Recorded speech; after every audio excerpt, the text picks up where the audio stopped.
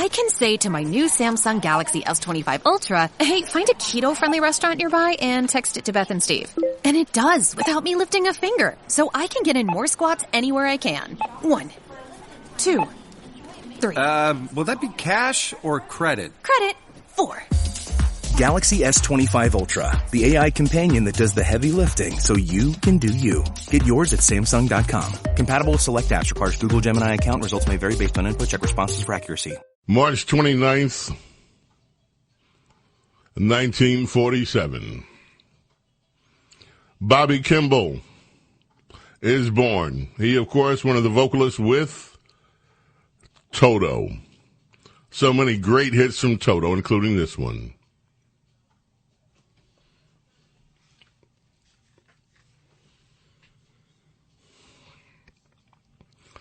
"17 studio albums, sales in excess of over 40 million records.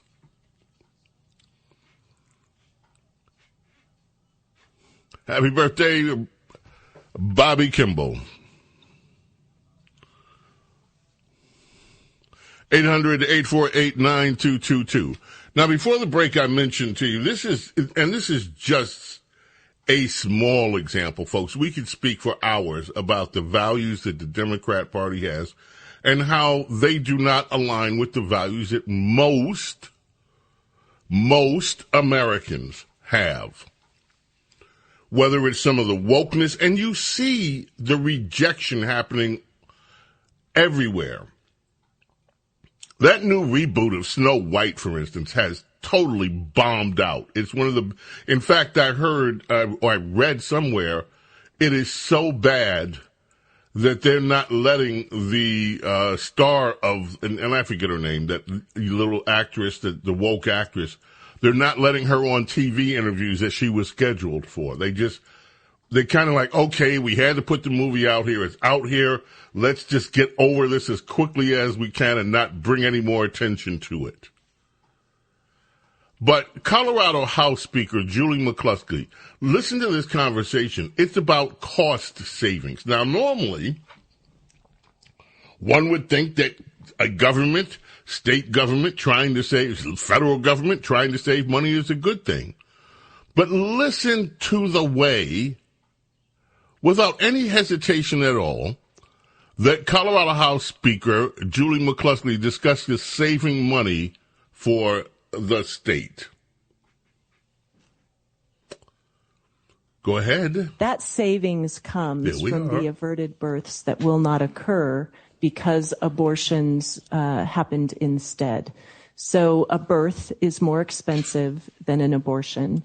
So the savings comes in Medicaid births that will not occur.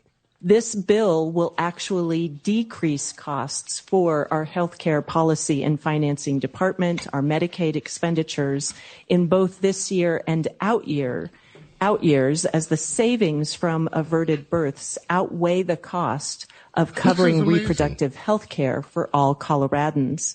This bill requires all abortion services to be state funded. The bill requires an increase to general fund of $1.5 million to cover the cost for care.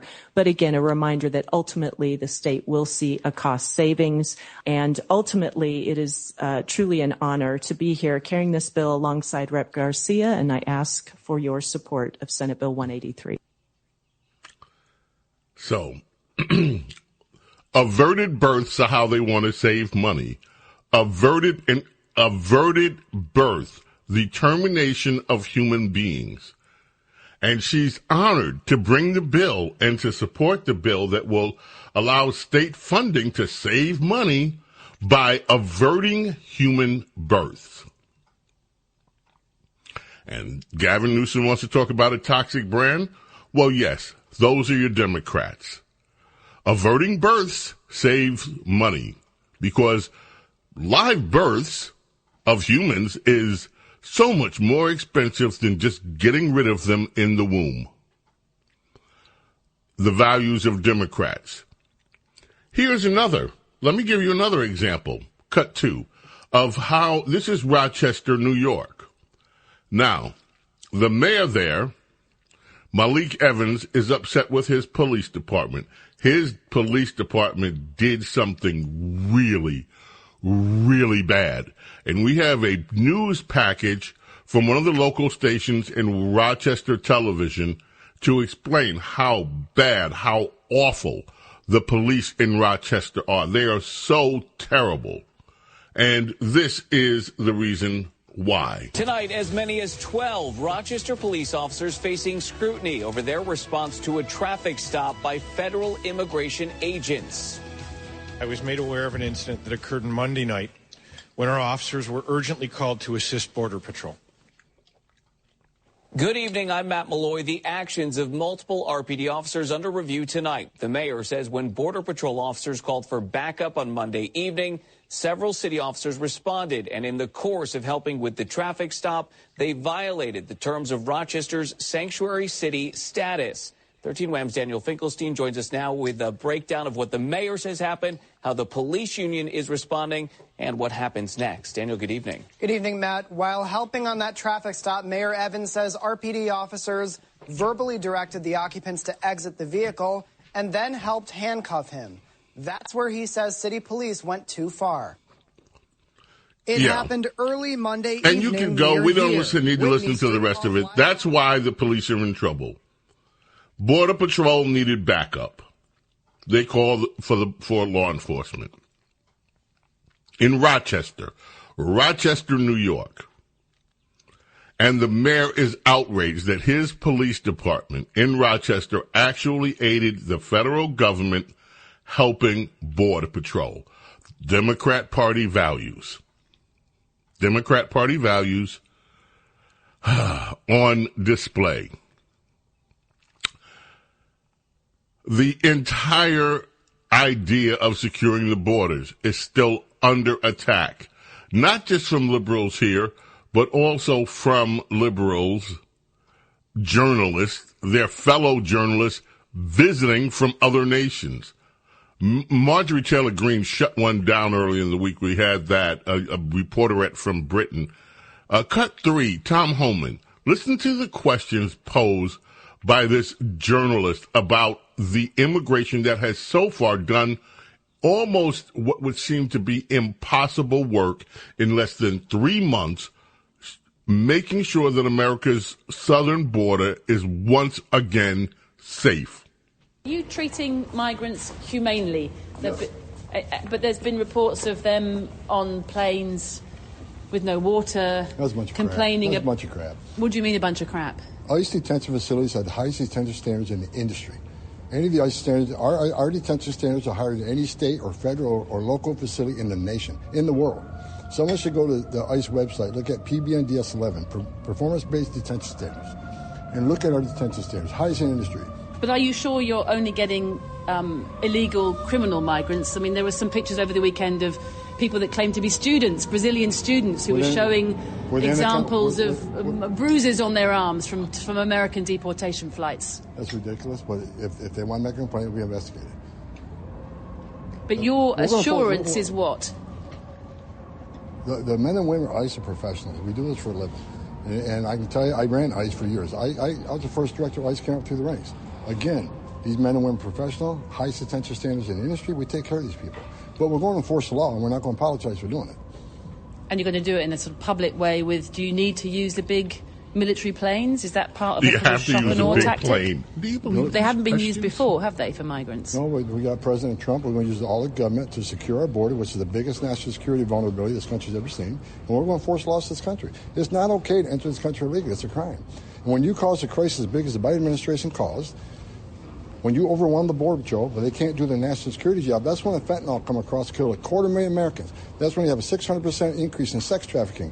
That's when you have a record number of no-inspected terrorists coming across an open border. President Trump's going to secure the border as promised to the American people. We're going to enforce immigration laws. That's what we're going to do, without apology. We're on board. We're going to go forward. You're going to see it get a hell of a lot bigger in the near future.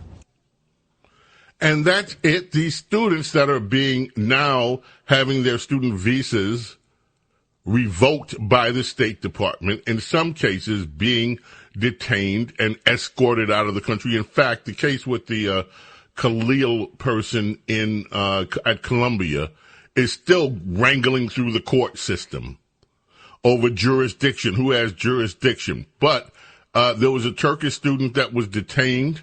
Video of that has gone viral. Questions are being raised as if something's wrong with I tell you what, Marco Rubio, folks, is really showing leadership.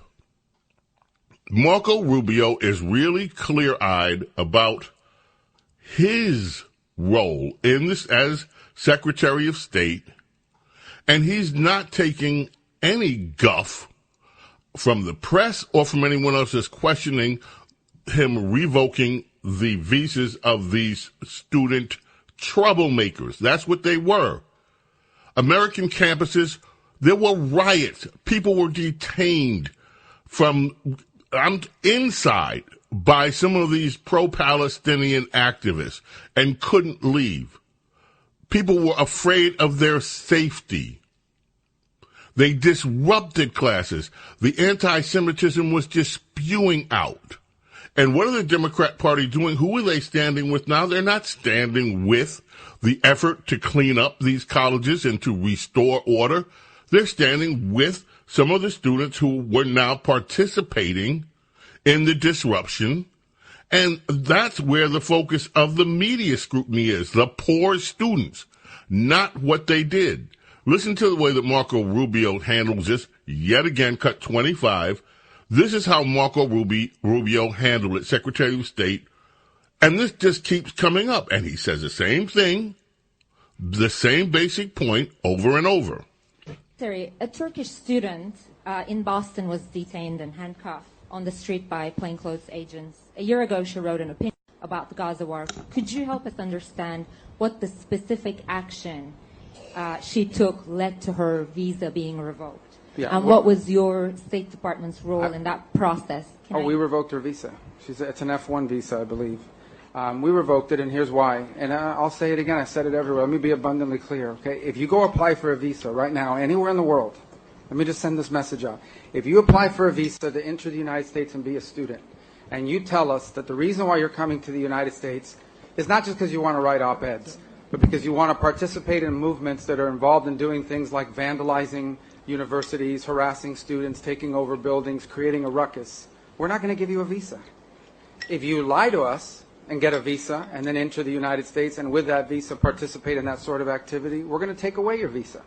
And once you've lost your visa, you're no longer legally in the United States, and we have a right, like every country in the world has a right, to remove you from our country. So it's just that simple. I think it's crazy. I think it's stupid for any country in the world to welcome people into their country that are going to go to your universities as visitors. They're visitors. And say, I'm going to your universities to start a riot. I'm going to your universities to take over a library and harass people. I don't care what movement you're involved in. Why would any country in the world allow people to come and disrupt? Now, we gave you a visa to come and study and get a degree, not to become a social activist that tears up our university campuses. And if we've given you a visa and then you decide to do that, we're going to take it away. I encourage every country to do that, by the way, because I think it's crazy to invite students into your country that are coming onto your campus and destabilizing it. We're just not going to have it. So we'll revoke your visa, and once your visa is revoked, you're illegally in the country and you have to leave. Every country in the world has a right to decide who comes in as a visitor and who doesn't. If you invite me into your home because you say, I want to come to your house for dinner, and I go to your house and I start putting mud on your couch and spray painting your kitchen, I bet you're going to kick me out. Well, we're going to do the same thing if you come into the United States as a visitor and create a ruckus for us. We don't want it. We don't want it in our country. Go back and do it in your country. But you're not going to do it in our country. There's a story today in the Daily BS. Former Clinton administration Justice Department official Harry Litman said yesterday that Rubio's decision to revoke these green cards of pro-Hamas protesters are going to likely be held up in court. He's totally, of course, within his right as the Secretary of State to do this.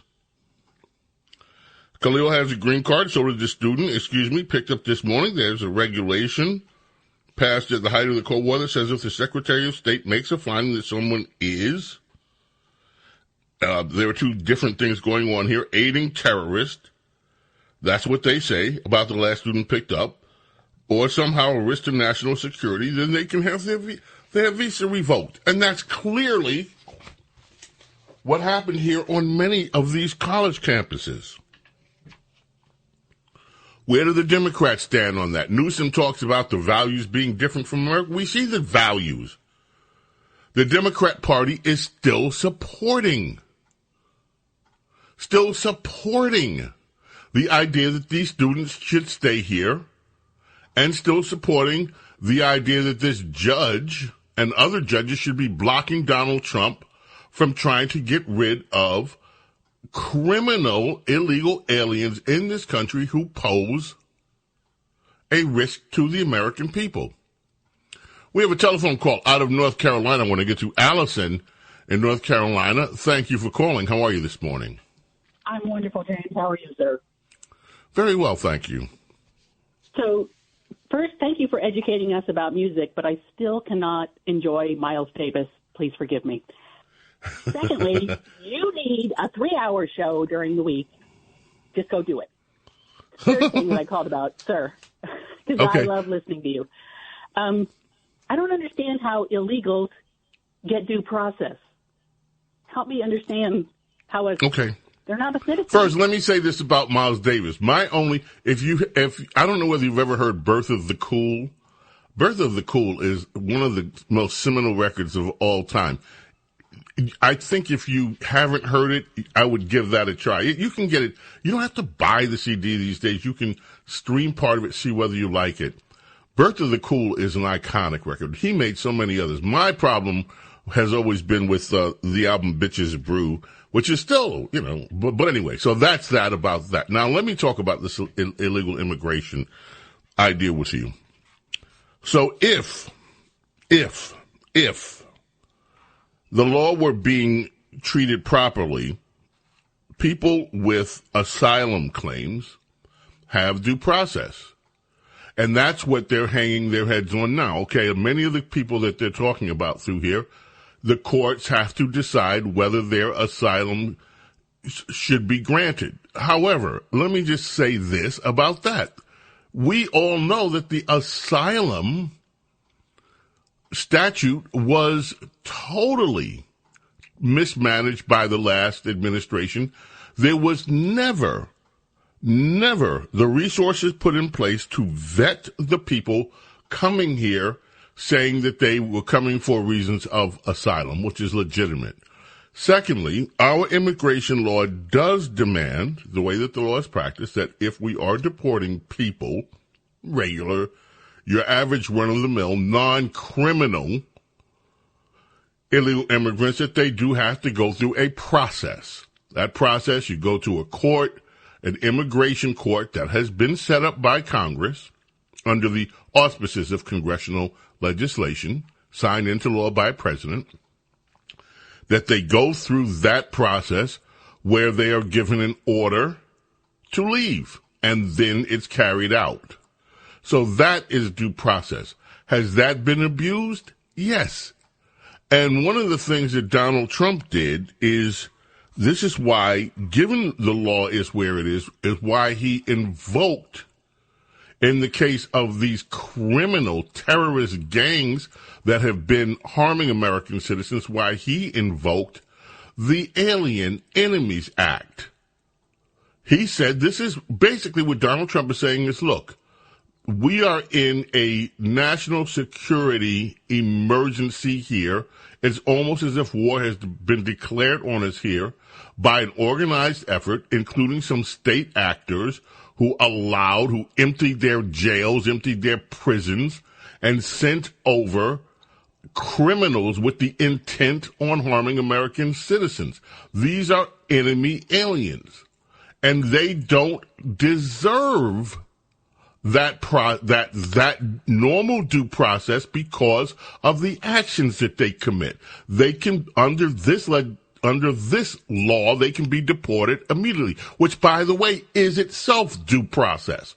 And that's what the Democrats are. The Democrats don't want any of it. They want illegal immigration to be recognized as legal. But there is a due process that they are subject to under American law, and that has been part of the American law, which is one of the reasons, by the way, that the entire framework of our immigration law needs to be looked at and reformed where there are loopholes, like with this birthright citizenship, which was never intended to become what it is being used today. Does that kind of help, Allison? It does. Clearly these guys are violent, and gals. Who specifically would unravel that asylum baloney? Repeat that question for me one more time. Who would specifically work on unraveling the asylum? Donald Trump is already doing. Doing it because what they're saying is, don't we? Oh, Congress has to do it, and Congress had better get on it. We all need to reach out to our congressmen and women. Absolutely. Everything, by the way, that Donald Trump is doing by executive order, unless Congress acts, as soon as we get the next Democrat president in, whatever it happens, you know it's going to be undone. This is why Congress has got to act. All right, folks. Call your Congress people. Boom. Allison, thank you for your call. Appreciate you so much. On this day, 1946, Terry Jacks was born.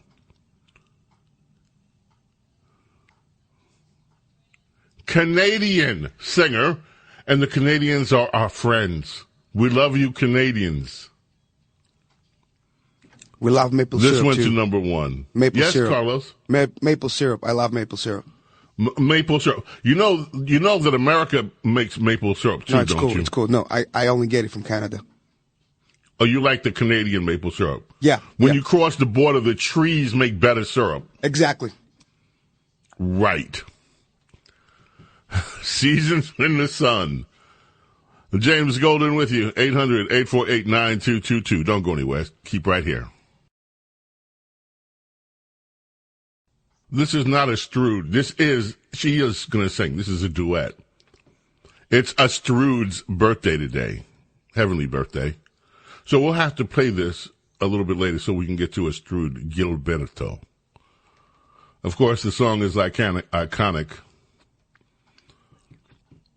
One of those composed by Antonio Carlos Jobim and Gilberto. Stan Getz, of course, made it so popular in America, the birth of samba in America.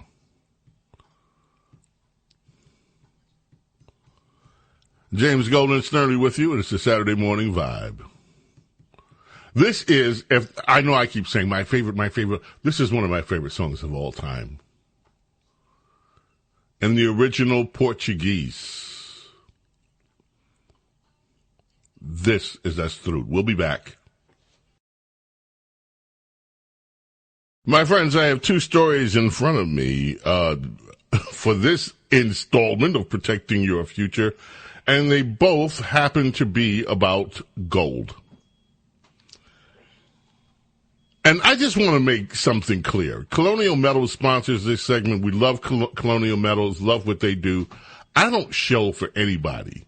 So when I bring things to your attention, though, it's legitimate. And this is so legitimate, and it's right in line. And I'm glad to see it happen, by the way. Because when Paul Stone was here a few weeks ago, we talked about all of these things that were happening in the economy. And things are continuing to happen. Listen to these headlines. Gold surges to another record. Trump's auto tariffs are more good news. This comes from Barron's.com. It's an article in Barron's. Trump's announcements of 25% import tariffs on autos and auto parts is more good news for the metal. Gold prices up 1.5% or $46 to $3,069 an ounce in Thursday trading. That news came on Thursday. The move puts gold on track for an all-time high, represented the precious metals' largest daily purchase gain since March 18th. Investors worry the tariff news could hurt the softening U.S. economy and more geopolitical uncertainty by antagonizing trading partners, especially those in Europe and Asia who may decide to retaliate. The market anxiety is good news for gold, the classic investment haven, which was in a historic run-up before Trump started rattling off his tariff saber. I happen to love the tariffs, by the way. I'm not one of those that is worried too much about it at all. I think what we're going to see is a realignment of the American economy. Nonetheless, Bank of America, second story, this comes from the Yahoo Finance pages, raises gold prices forecast for 2025 and 2026. Bank of America has raised its gold period average forecast for this year and next year.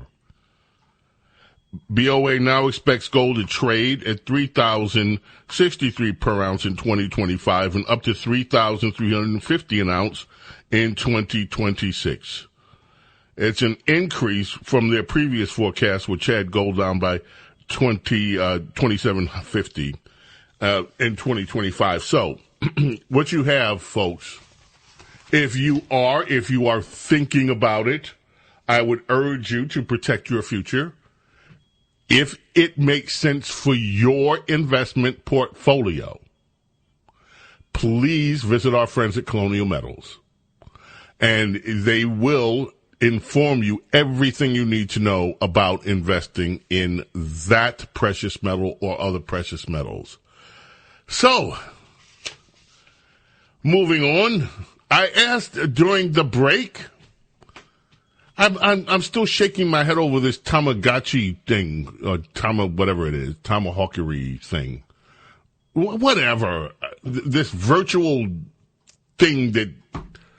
And so I asked these guys, I said, I bet you guys played with Pokemon and all that stuff. And then, and Kelvin, you said, what? Now, you used to play with what?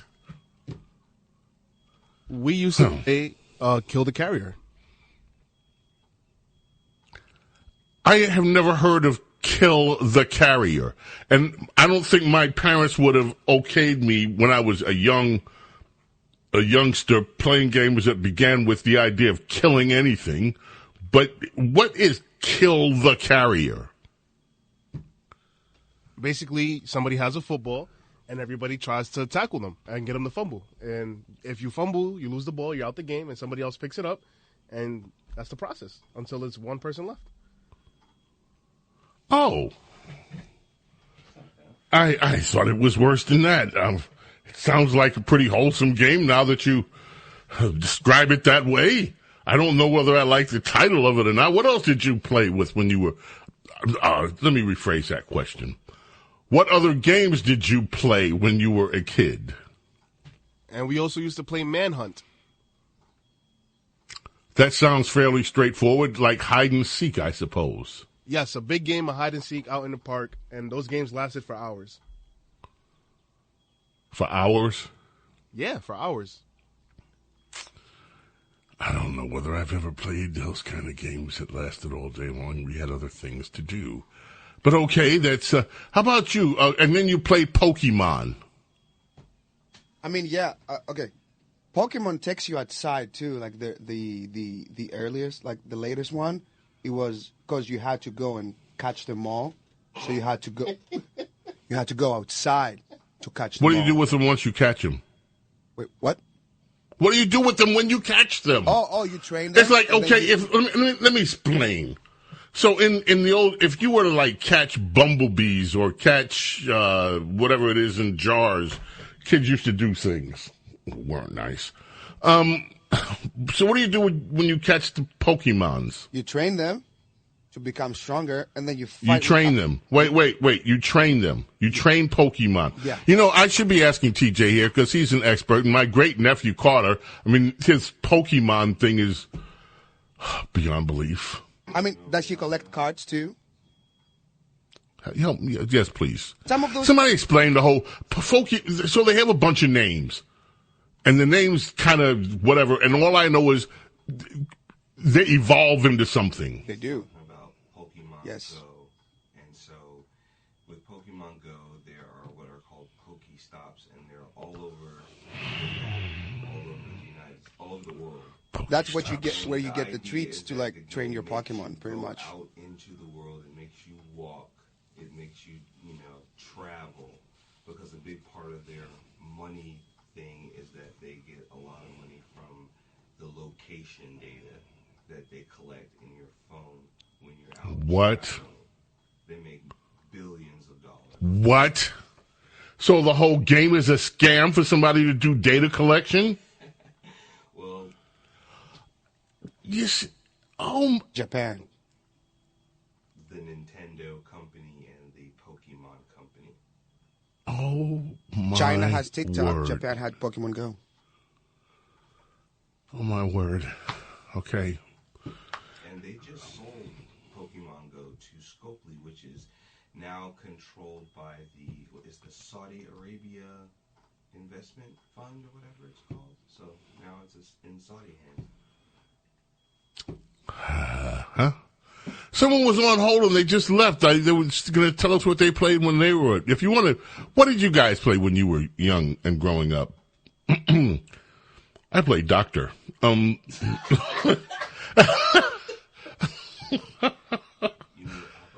No, I didn't play Operation.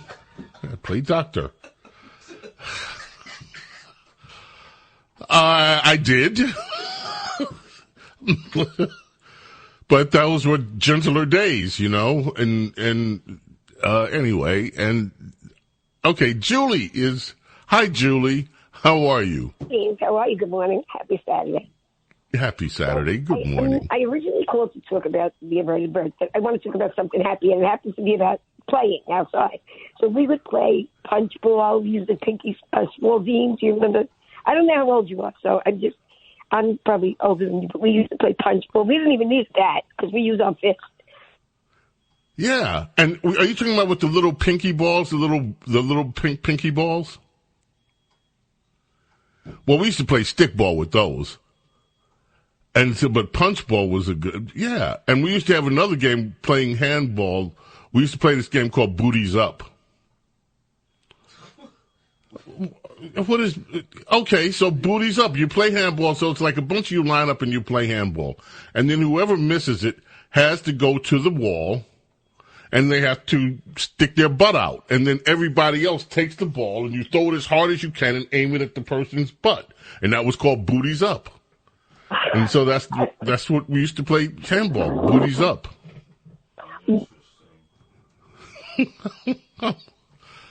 Julie, any more games from your childhood that you remember? Is she still with us? I think Julie's line may have dropped. Anyway, we had fun times. It was all good, clean fun. Yes, Carlos. Also, the thing, when somebody is like against the wall and they count and then they turn and everybody has to be still. I don't know how you say it. I don't remember that game. Red light. Yeah. Oh, red light, green light, 1, 2, 3. Yeah, red light, green light. We used to play it. I forgot all about that until you just said it. Yeah, we had good times. I guess this Pokemon thing isn't all that bad if it gets kids to exercise so that some company can steal your data and make billions off your location data. Yeah. It's unbelievable. And then, so what instruments did you play when you were a child? You, yes. If everybody's pointing like, what am I doing? Yes, you. I played the piano growing up. You still play? I do still play for fun. I don't play, like a lot, actually. Okay, Kelvin, what instrument did you play when you were coming up? The recorder. Yeah, I tried that once. Dismal failure. TJ, did you have to play an instrument? Yeah. Guess that took care of that one right there. When they start off with the answer means no.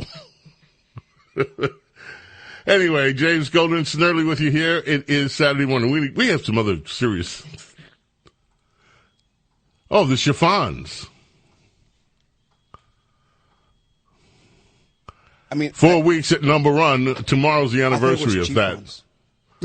You thought it was the Chiffons? I thought it was the Chiffons. Just like you thought it was Astrid? Actually, I thought it was Astrud, and it sounded very foreign.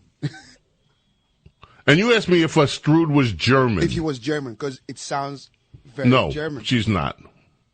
Well, though, I must say, the question kind of makes sense. Portuguese, and after World War II, there were a lot of Germans in... Yeah. So I don't know her ancestry. Bad, like other times. Like this has a point. Chiffons at number one. Starting tomorrow's date, March 30th, 1963. Of course, this song was a very expensive song for the former Beatle George Harrison, accused of copying it from My Sweet Lord. Had to pay almost over $500,000 to the songwriters. James Golden, Dodgeball. Nursey Nurse Wade, and she played. We played Dodgeball. Did they let you people play Dodgeball in school? Yes, and it was vicious. Yeah. Yeah, they've banned that now for many kids. Stay with us. We'll be back.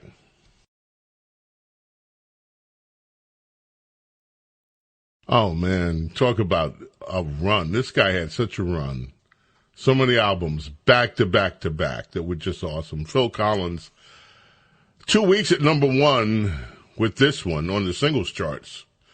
In 1985, began his 2-week run on March 30th. That would be tomorrow. From his third solo album, No Jacket Required. Huge hit for Phil Collins.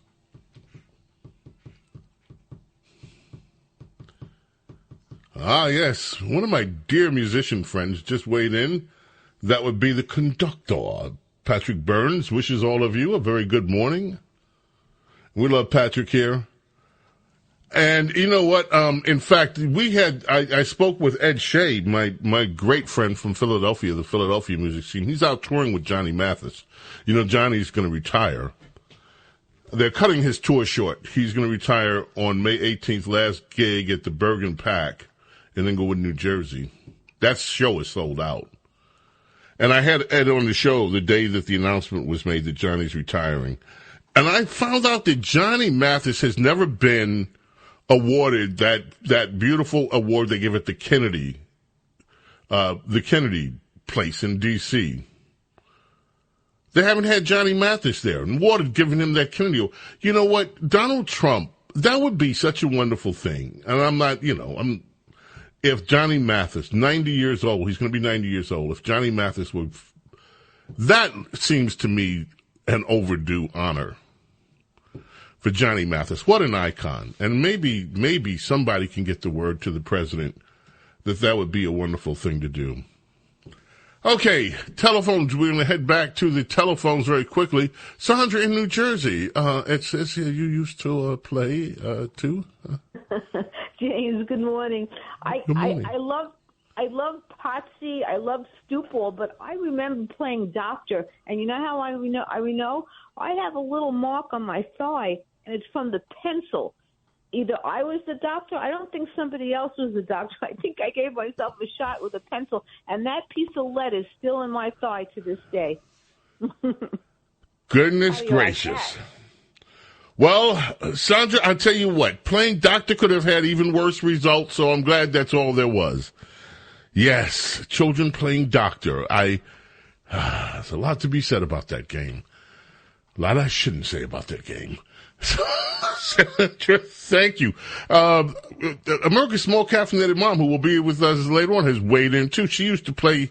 It's a game I've heard of, but I grew up in civilization and we didn't play it. Called Kick the Can. Heard of that other game though? Yes, that was a snobby elitist statement, and only in jest. Let's go to Eddie in Staten Island, who's been waiting. Eddie, how are you? Good morning, Bo. One of the games I grew up with was called Skelzies. Man, what a game that was. It was called what? Skelzies. It's what the checkers filled with checkers that you fill in on glass checkers, and you go through 13 boxes. The goal was to get to the end, and you use blasts to defeat your enemies. It was a great game. You drew it on the street, and you drew it on the street, and they would follow you one by one, and the race was to get to the number 13 in the middle of the design. You know, the 13 numbers, you had to go box to box to box, and you got 13. That would be the winner. You can eliminate your friends by blasting their checkers, but that's not the reason why I called. Okay. Thank you for that. The reason you called is? Okay. Elon Musk was asked a very profound question yesterday in an interview with a reporter. And the question was, is there anything out there that concerns you? His response was frightening to me. He said, yes. He said the population growth of this country is not keeping up with the needs of the country. And in that regard, we are 2 generations away from extinction. And look at the analysis here. We have 330 million Americans in this country. 80 million are seniors. Now you see the problem. Now you tie this to abortions, promiscuous sexual behavior, the breakdown of the family structure, topped off by the absence of God in society. James, God showed us how to live with each other by giving us the law. And it took a South African to point out the errors of our ways. But there is one thing that God does for us. He turns a negative into a positive. And I always said, no matter how many illegal aliens came here, a remnant will remain. Our problem is population? Okay, let's do this. Let's get rid of all the evil doers that are committing crimes, hurting the people. Get them all out of here. The rest of the people, put them on probation, or you really can't get them out because of the Democrats. Let them get a chance to live and prove themselves, but do not give them the right to vote. In time, that'll help our population problems. It'll help people that really want freedom and liberties, and it'll help us as a country. James, we have to do something, and this might be God's gift, that the errors created by Joe Biden, God turned it around and made everything work. James, well, listen, I love you, man. I don't know what, because this has been suggested before as a way of the quote unquote path to citizenship. Of course, I heard you say no citizenship is the end goal. I don't know whether that would ever pass muster. But this population issue is not just the United States. It's happening in Japan. It's happening in other countries around the world, especially in Europe. And that's why this remark, there are a lot of people that want to comment on the remark made by that legislator out in Colorado. Eddie, thank you as always. And you said something though that struck my ear odd when you said this South African that came here, but I have to figure out why that struck me just differently. And I'll if it comes to me, I'll address that. Eddie, look, I always appreciate the call. Very quickly, before we have to go, I want to grab as many calls as we can. Greg in New Jersey, you are up next. How are you, Greg? Yeah, hi, Bo. I'm good. I also want to comment on that abortion issue to save federal funds. I mean, is that the only contribution that baby is going to give to society, is to be a drain on the tax dollars? Well, that's what those are Democrat Party values as articulated by the Speaker of the House in Colorado. We played it, and we may just play it again for those that missed it. We may just play that again very quickly. Okay, so we are at the end, approaching the end of our number duo, which means our number trio. Now, usually, our number trio, we are blessed most weeks to have Princess Diana here. And the truth. Thank you for that, Carl. It's like I'm sitting here not telling the truth, and we only get the truth when Princess Di comes. Anyway, Michelle Obama. Yeah, Michelle Obama's going to be. Anyway, Princess Di is under the weather this week, and we love you, Princess Di, and hope you're feeling better. All of us do. And hopefully you'll be back with us next week. Oh, isn't that cute? Lady Benedict played hide and seek. She probably played doctor. Anyway, it just doesn't want me to know. Anyway, so we're going to have some audio coming up that you're not going to want to miss. An hour number trio. And, of course, America's Small Caffeinated Mom. Don't go away. Tracy Chapman's birthday is tomorrow. 1988, my then girlfriend gave me this album and Teddy Pendergrass' Joy album as a birthday present. And I tell you what, this album, I used to play this, I binged on this entire album. The album is brilliant. It's a brilliant album. Earned her 6 Grammy nominations that year, including Album of the Year. 2023, she became the first African-American to score a country number 1 with a solo composition and win the Country Music Association Award for Song of the Year when Luke Combs covered this song, Fast Car. What a amazing song, amazing artist, Tracy Chapman. By the way, for those of you music, you know what she'll remind you of a little bit? Joan Armatrading. Yeah, you haven't heard of Joan, a Canadian Joan Armatrading, who is an amazing artist herself.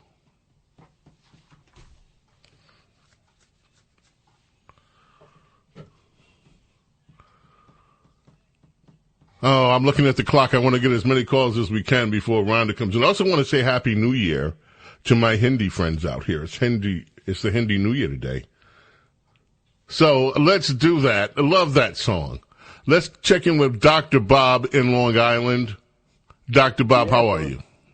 Good, James. James, I'm a longtime fan and admirer of yours and Rush Limbaugh over the years, and I really want to congratulate you on a great program during the week and weekends. I listen regularly. My point that I wanted to make was regarding Johnny Mathis. I heard your segment with Ed Shea, his accompanying musician for 5 decades, and how Johnny Mathis, to me, goes back to the late 1950s when he had the best make-out music. I don't know if you know that term, James. Oh, yes, I do. So Johnny Mathis means a lot to me. And I went ahead and, after hearing your segment, I spoke to someone who does speak to the president on a regular basis. I'm sure you may know him, Mark Simone, and planted the feather there. But, maybe Rick Grinnell, who's running the Kennedy Center for the president, can honor Johnny Mathis.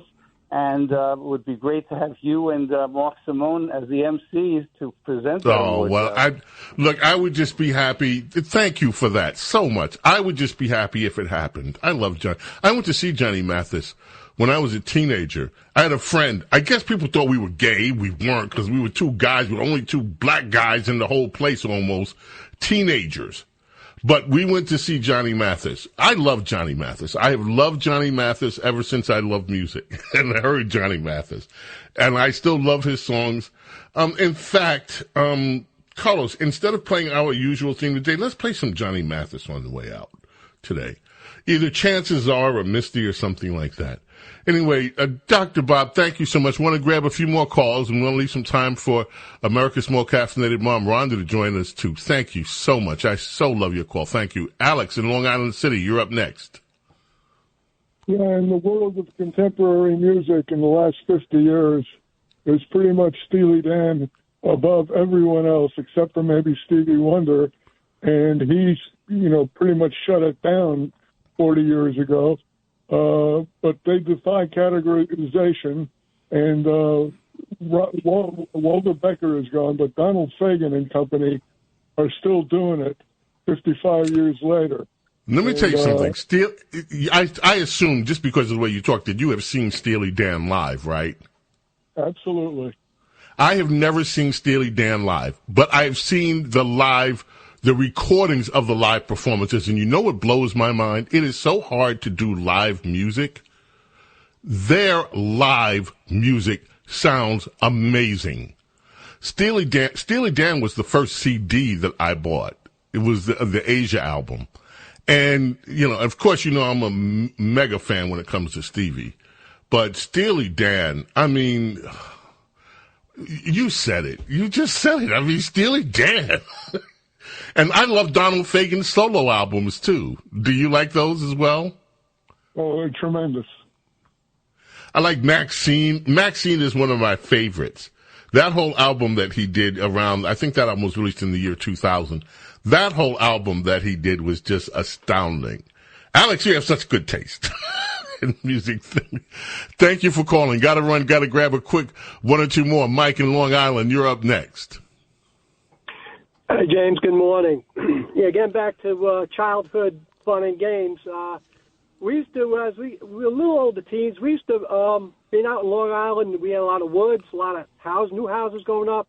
So we used to, procure some lumber from these houses, and we go build forts inside the woods. And once we had those forts, we work hard, and then we play. And we used to use those forts as a little getaway to play strip poker with the boys and the girls with in those little forts. So, it was you. Now, hold on. Just hold on a second, Mike. Excuse me. You see, Kelvin, you see, Carlos, you're playing with your Pokemon. And you see what Mike and this generation were playing with? Do you get it? Do you understand? Mike, thank you for the call very much.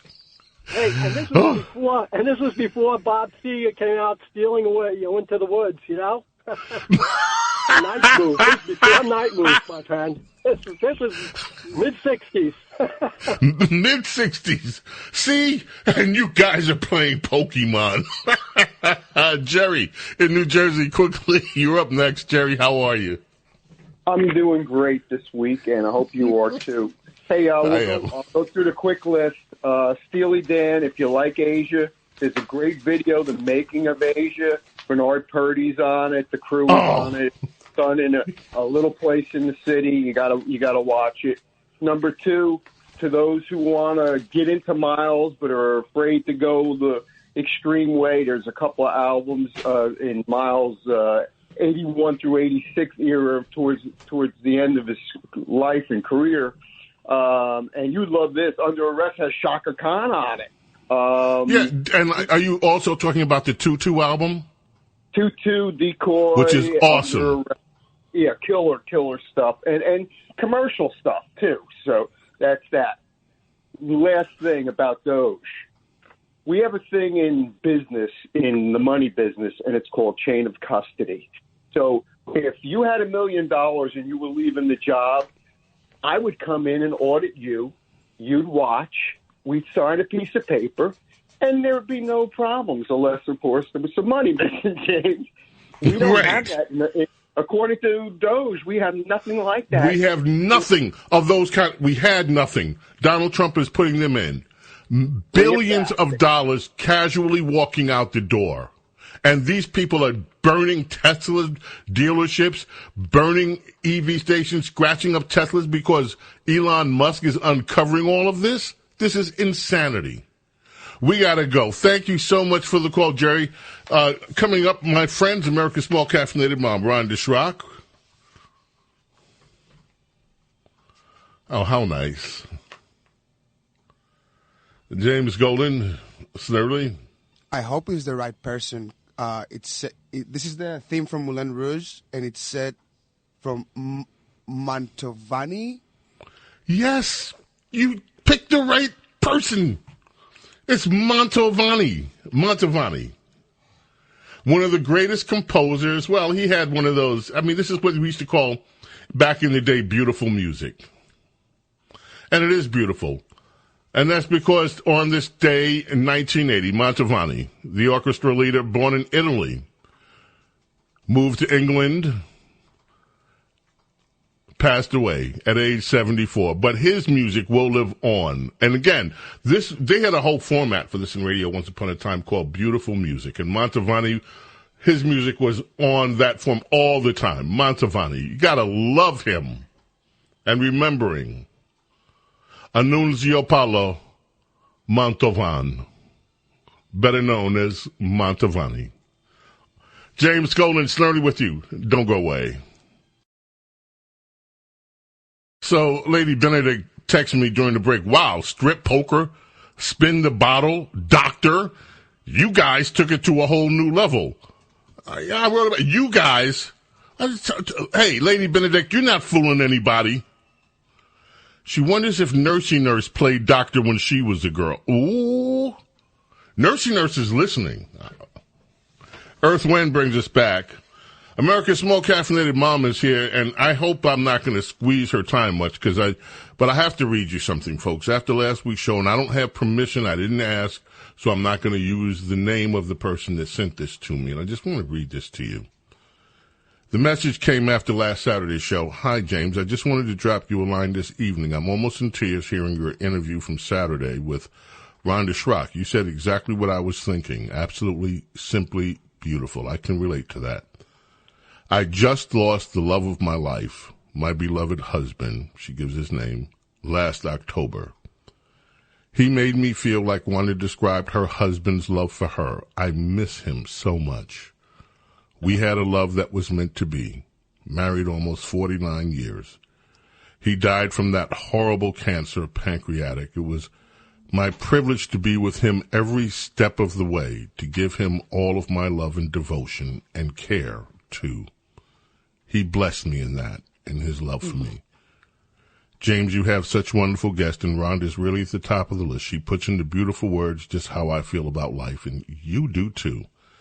May God always richly bless you and continue to give you success. And to all your great guests and listeners, you make my Saturdays. Well, darling, you know who you are and you made mine, and we love you and thank you. And Rhonda, welcome. How are you today? Well, I'm doing well, James. Thank you so much for sharing that.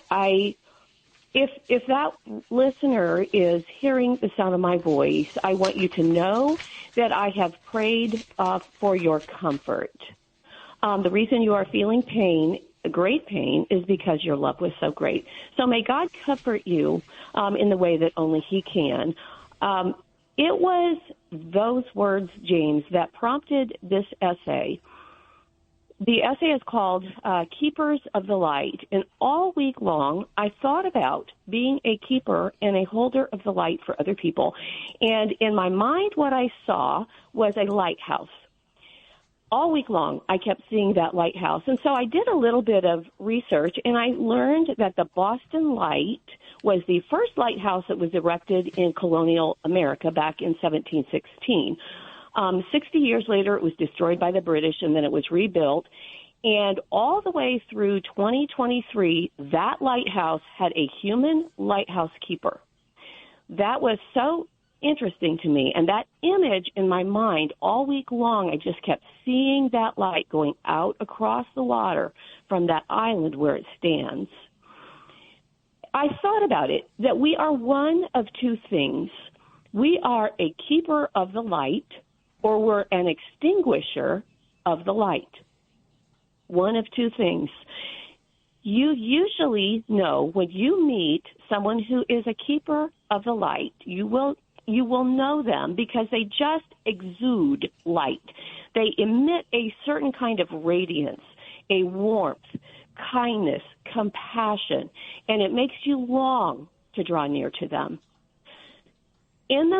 I have found in the midst of any personal storm, it is these human lighthouses that show the way, because from their vantage point, they can see what we can't.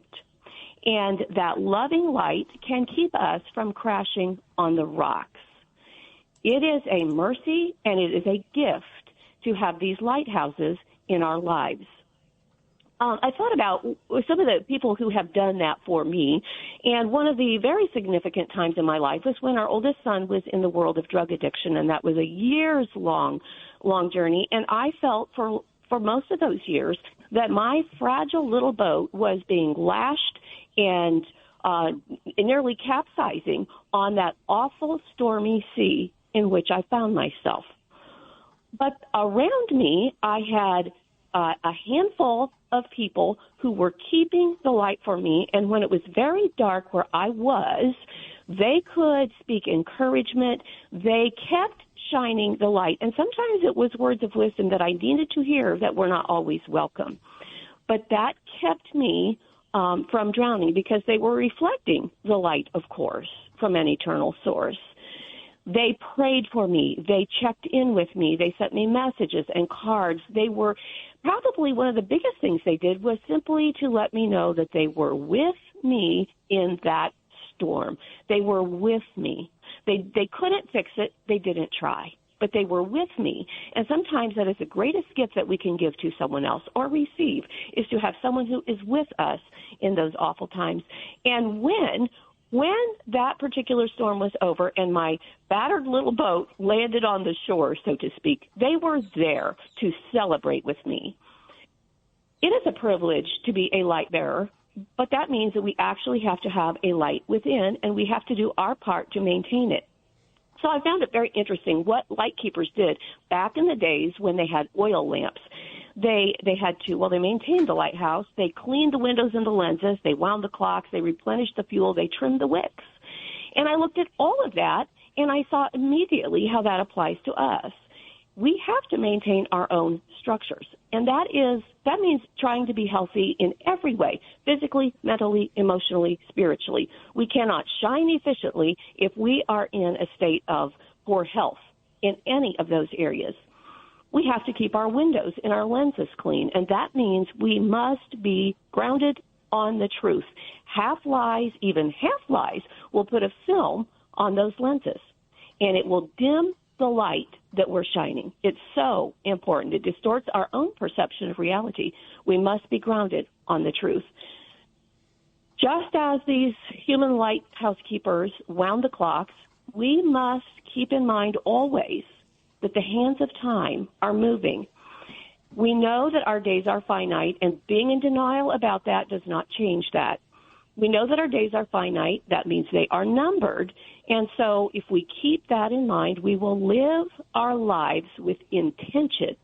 And when we live our lives that way, we are living in the light of eternity.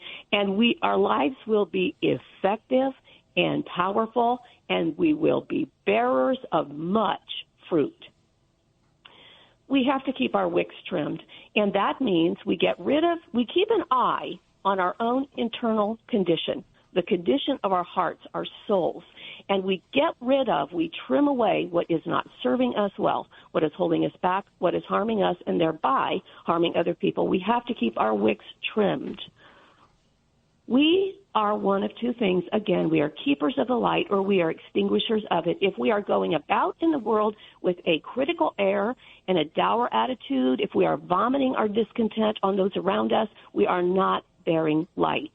If we are gossiping and slandering and being harsh with other people, we're not helping, we're harming. As a former pastor once said, and I have thought of this many times over the years, you are carrying a gas can or a fire extinguisher. What are you putting on those around you? Are you lighting the fires that are within them and helping them to come to life, or are you extinguishing the life and light that are within those nearby? Just as the Boston Lighthouse was rebuilt after it was destroyed, we can rebuild if our own personal lighthouses have been destroyed, and we go through seasons where it feels like they have been leveled to the ground. But that does not have to be the end. We can rebuild, and we can shine again. So to all the precious light keepers in this audience, you've been put precisely where you are for a reason. Do not compare your part of the shore to the part of the shore where another lighthouse is standing. Don't compare. You can't shine where I am, and I can't shine where you are. But together, if we are shining in our particular places, we will push back the darkness, because it is always the light that pushes back the dark. When I was a young girl in Sunday school, we would sing a song called Brighten the Corner, and it went, brighten the corner where you are, brighten the corner where you are. Someone far from harbor, you may guide across the bar. Brighten the corner where you are. So to all of you light keepers, keep shining. And if you have been an extinguisher, you can change. You can begin to shine, and you can join us in pushing back the dark. Wow. As always, Wanda, such inspiration, and I so appreciate it. And I know so many of our listeners appreciate it. Where can they find the essay, Rhonda? Where can they find you? Yes, Keepers of the Light is on your website, thedailybs.com, and my website is rhondaschrock.com, SCHROCK. Thank you, Rhonda, so much, as always. My pleasure. Thank you, Jim. Ladies and gentlemen, we're going to leave you today with Johnny Mathis, one of the greats of all time.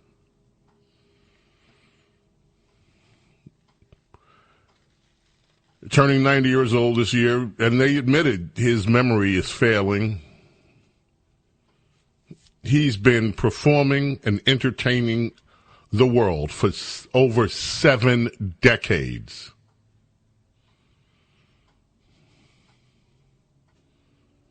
The one, the only Johnny Mathis. May God bless and protect each and every single one of you, your families, your loved ones. Love and gratitude, my friends, always, for your being here with me and allowing me to be with you. Until the next time I bid you adieu. Bye. Greg Kelly here with an urgent retirement warning. President Trump's return is set to usher in a new golden age, but growing trade tensions and China's ruthless attack on the dollar have rattled the markets. That's why Warren Buffett just dumped $133 billion in stocks. And so too have Jeff Bezos, Larry Page, and even Jamie Dimon, CEO of the world's largest bank. That's why thousands of informed IRA and 401k savers are now shielding their savings with gold. And the experts at Colonial Metals Group are the only folks I trust to help you to do the exact same thing, especially now after Rich Dad Poor Dad author Robert Kiyosaki warned of a coming market crash. So visit freegoldguide.com/Kelly or call 800-655-5186. You'll get a free gold guide on how to bulletproof your wealth with gold tax-free. Plus, see if you qualify for a free home safe and as much as $7,500 in free silver. Once again, that's freegoldguide.com/Kelly.